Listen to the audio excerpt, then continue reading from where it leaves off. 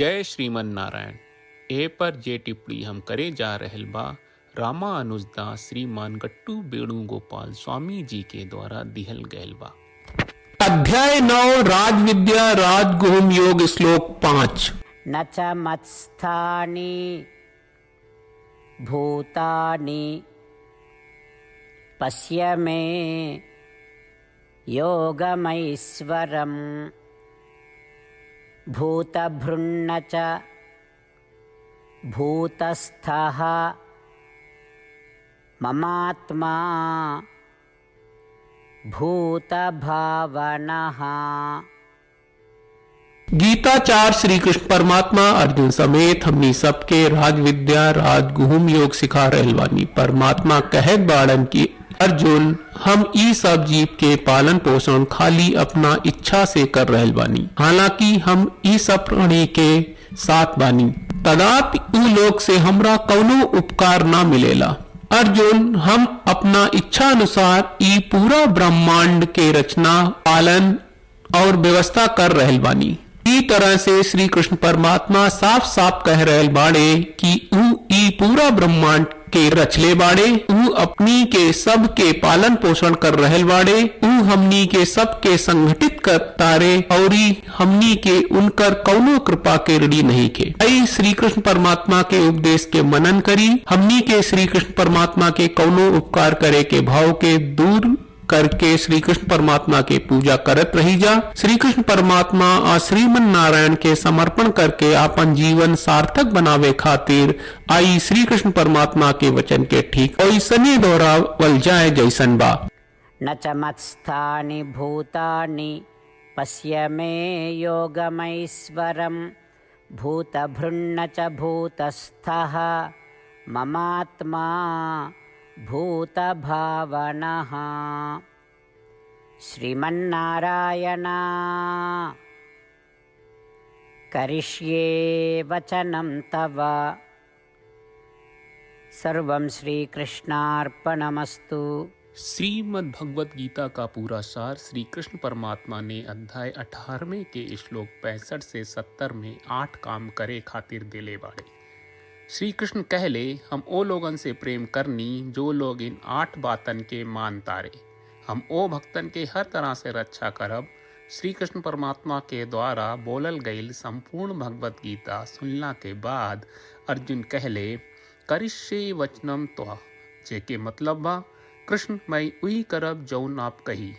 यही कारण बा श्री कृष्ण अर्जुन के हर तरह के सफलता आ विजय प्रदान करेले।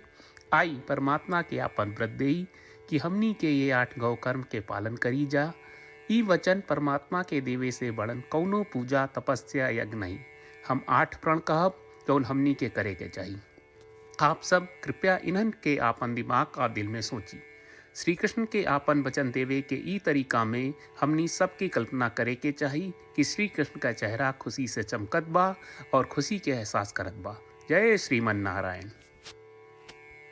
यहाँ हमनी के 8 वादा बा।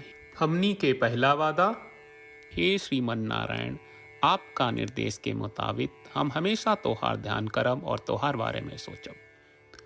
हमनी के दूसर वादा, हे श्रीमन नारायण आपका सलाह का अनुसार हम हमेशा आपका भक्त रहब।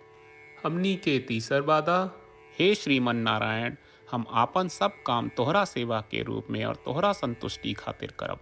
हमनी के चौथा वादा, हे श्रीमन नारायण जैस की आप माने के कहले रहलू, हमरा बहुत विश्वास बा कि हम आपके होई और हम हमेशा आपन दोनों हाथ जोड़ के आपके नमस्कार करब और आपकी पूजा करब। हमनी के पांचवा वादा, हे श्रीमन नारायण हमरा के तोरा बात माम एकम शरणम ब्रज 1866 याद कहले, जहाँ आप हमरा के आपन का अर्पित करे का कहा। श्रीमन नारायण मैं हमेशा तोहरे शरण में रहब। हमनी के छठवां वादा, हे श्रीमन नारायण हमरा के तोहरा बात माँ सुचहा 1866 याद कहले कि आप हमनी के शोक ना करे का आश्वासन दे रहे बड़े, हम अब और शोक ना करब। हमनी के 7वां वादा, हे श्रीमन नारायण आपने हमरा खातिर श्रीमद् भगवत गीता के वितरण करके हम सब के कृपा कहले और आशीर्वाद दहले बा। हम वादा करत बानी कि रोजाना कम से कम 1 श्लोक पढ़ब या सुनब। हमनी के 8वां वादा, हे श्रीमन नारायण, आप गीता के पूरा मानवता तक ले गयलू। हम गीता में आपके दिव्य वचन के उन भक्तन तक पहुँचावे के प्रयास करब जे गीता से अपरिचित बा। हे श्रीमन नारायण, हम उई करब जौन तू करे का कहब। हम ऐसन व्यवहार करब जैसन आप चाहत बानी और हम खाली आपका खातिर काम करब। श्रीमन नारायण के रोज आपन वचन देहल कि हम वैस करब जैस आप कहत बानी। ई अपने आप में बड़न पूजा बा।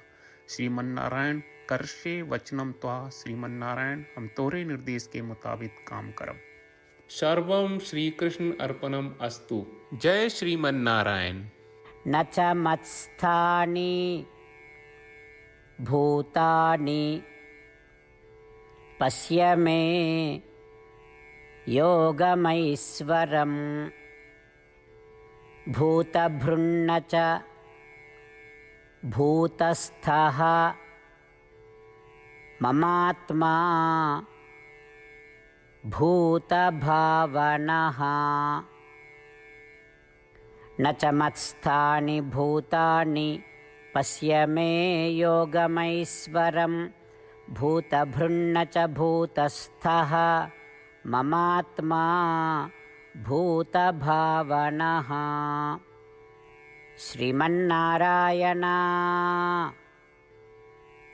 करिष्ये वचनं तव। सर्वं श्रीकृष्णार्पणमस्तु।